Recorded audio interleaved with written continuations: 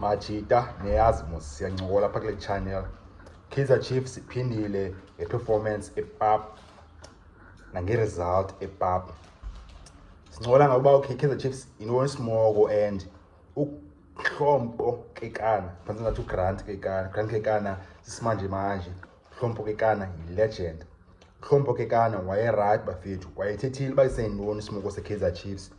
and itheni Kaizer Chiefs ingazoba grand. Wayethethele away this season ngoJuly ne ezazikhathi uqala isizini Kaizer Chiefs isayina uSibongiseni Mthethwa. I-reaction kaHlompho Kekana personality grant again kaHlompho Kekana iprove right ngoku enise abantu bamgibisela umtshita ngwathisa way ba hey bone kanti kuse uHlompho uthetha inyani majita but Kaizer Chiefs iyarhayiza ngosayina uSibongiseni Mthethwa and lo iyazibonakalela ngokuphinda bonakala last weekend bonakala since last year late last year bonakala even more ngoku Kaizer Chiefs akascore goal 2024 ayidlala 3 matches akascore goal. Hlompho Kekana machita wayithini Hlompho wathi ba ikuse iChiefs ngezipini sayina ulawe Mthethwa ngoba uzophinde nakho okay ikuse mfethu bona njalo saningi kaMthethwa. Hlompho wathi ba ikuse Kaizer Chiefs sane black grand Mthethwa but ikuse mna ninguHlompho and believe ba ikuse umjita uzasolve ingxaki zeKaizer Chiefs akazuba yi-answer iKaizer Chiefs idingayo. Zikhiphani team Hlompho kusecinga lo wethu lo we Hlompho ukuba ikuse Kaizer Chiefs inida umuntu oscora i-goals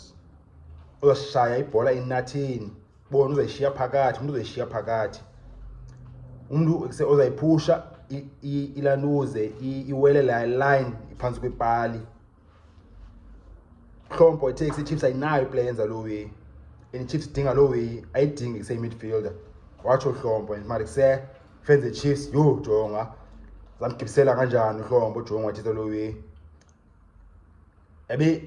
I think Hlompho trained for like 2 or 3 days pha ba ikuse amajita ijonga ayamxhoma uHlompho legend yonke sikhathi savaya ke Chiefs yastrugglisha ulanduza ulemek lemek mulefinsiki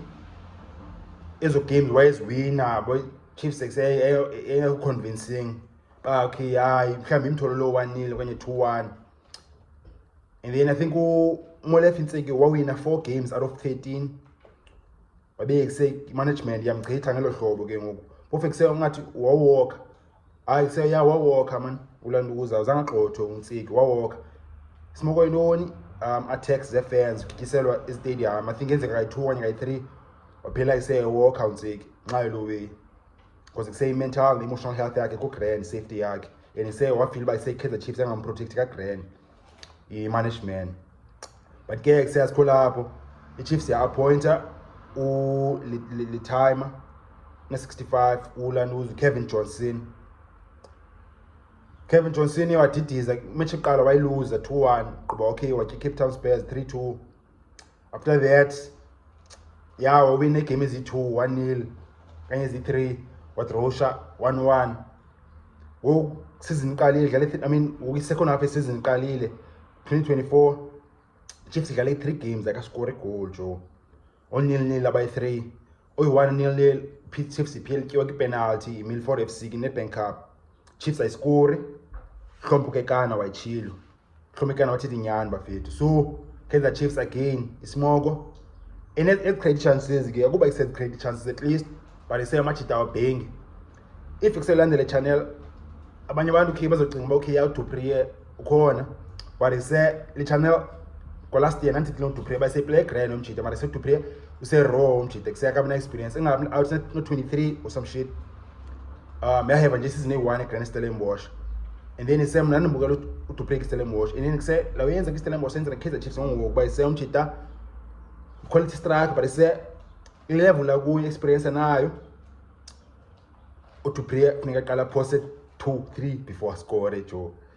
and kuse Kaizer Chiefs ayina goals and lo way Chiefs ayikwazi afford kuse umuntu wenza lo way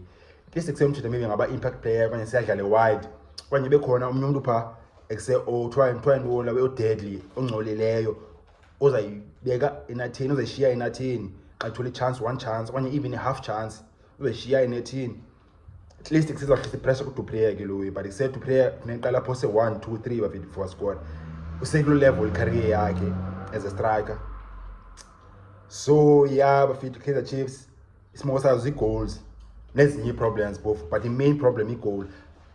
Ezinye problem nazo zikhona, but ke even if ibiscore Kaizer Chiefs ngoku ezinye problems Louis ibizo mingathi yazifihla ncane, at least bizokwazi ublockoma okay say engathi grand, but kuse inazinye problems deeper Kaizer Chiefs, but the main problems i-goals. Yeah, ngifundisa kakhulu bafethu ngole channel, I mean le video lena yabo. Parade sibonile ngosiba okay benthizo train ngayi Parade, mara kuse Parade sibonile okay perform njani amajita, and then abe wasteful. Parade was Parade yo create chances ezininzi, and then about wasteful against Iland was BK the team iPolokwane City 1-0 and like gaming or match ka 1-0 yani. So Parade was Parade kuse create chances ezininzi, waste opportunities, waste a full chance, ne half chance. Standard performers and exciting nyanyani futhi really bohile mafokeng again bafit dala. If you follow the channel mchana onikhala ngaye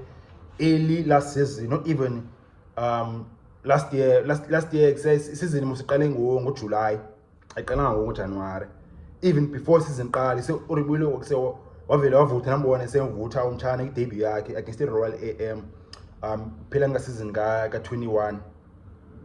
watholi ilawe chance mshita second last game of the season actually, because Parade final game edlala namaZulu ngo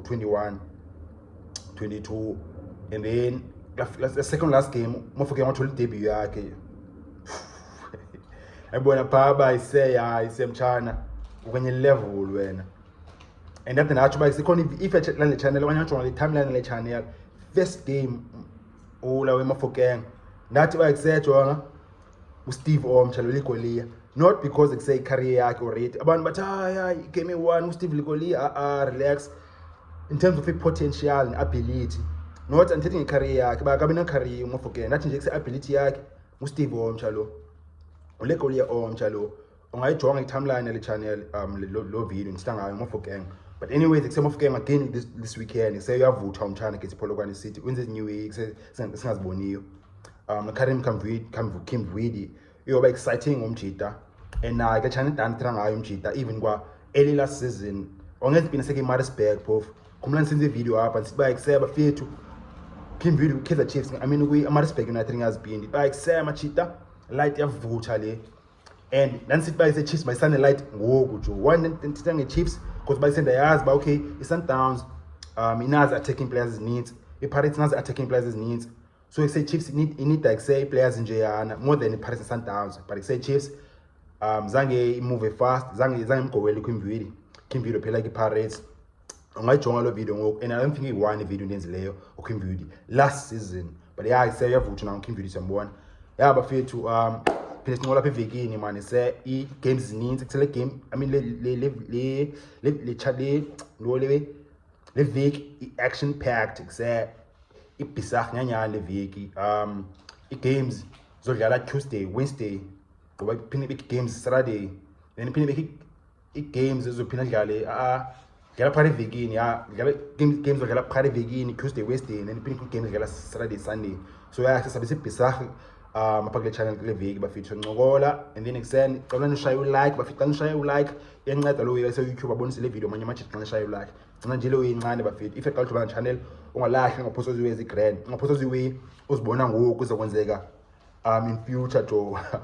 ngoja bafithu ncokola phakathi evekini.